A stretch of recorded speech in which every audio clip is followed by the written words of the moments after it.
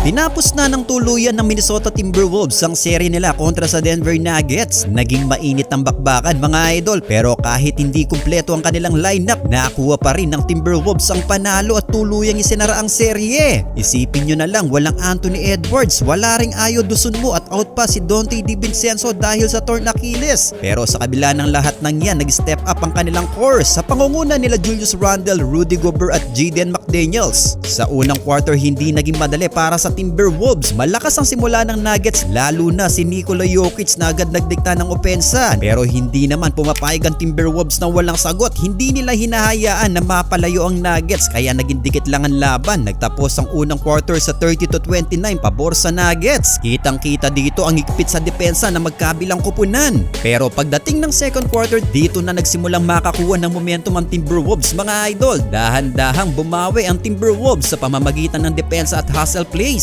Naging malaking factor ang kanilang rebounding at second chance points kung saan lamang sila ng malaki laban sa Nuggets. Si McDaniels nagsimulang mag-init habang si Randle nagbibigay ng stability sa opensa. Hindi rin nagpahuli si Gobert sa ilalim, rebound, rim protection at ball movement. Sa pagtatapos ng first half, hawak ng Minnesota ang kalamangan 57-50. Pagpasok ng third quarter, sinubukan pang bumalik ng Nuggets. Patuloy ang pagiging dominante ni Jokic, scoring at playmaking. Ginagawa niya lahat para buhayin ang laban, pero dito makikita ang problema ng Denver. Kulang ang suporta. Si Jamal Murray nahirapan sa shooting at hindi makahanap ng rhythm. At dahil na rin yan sa tindi ng depensa ni Jaden McDaniels sa kanya, na naging malaking dahilan para malimitahan siya. Samantala ang Timberwolves steady lang mga idol. Hindi sila nagpapanik kahit may mini runs ang Nuggets. Bawat attempt ng Denver na bumabalik, sinasagot agad ng Minnesota. Kaya pagdating ng dulo ng third quarter, hawak pa rin nila ang lamang 82-74. Sa fourth quarter naman nang magkainitan pa itong si Nikola Jokic at Jaylen Clark. Nagkatulakan mga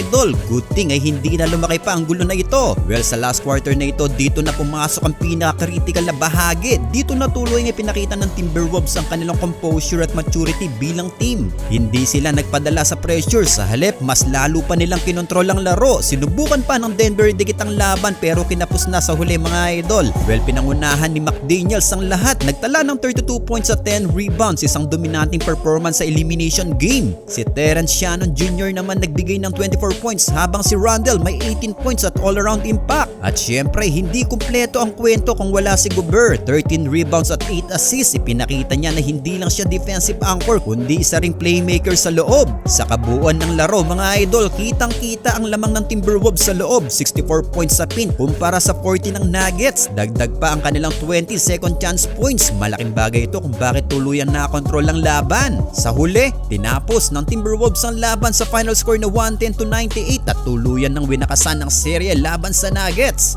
Well, kahit solid ang performance ni Jokic mga idol na almost triple-double performance na naman, 28 points, 10 assists at 9 rebounds, hindi ito naging sapat para i-extend pa ang serye. Ngayon, ang malaking tanong, kaya bang ituloy ng Timberwolves ang ganitong momentum sa next round? Kontra sa mabigat na koponan na San Antonio Spurs, kakayanin ba nilang patumbahin si Wemby at ang squad ng San Antonio kung kulang-kulang ang kanilang pyesa? Well, ano ang masasabi nyo dito mga idol?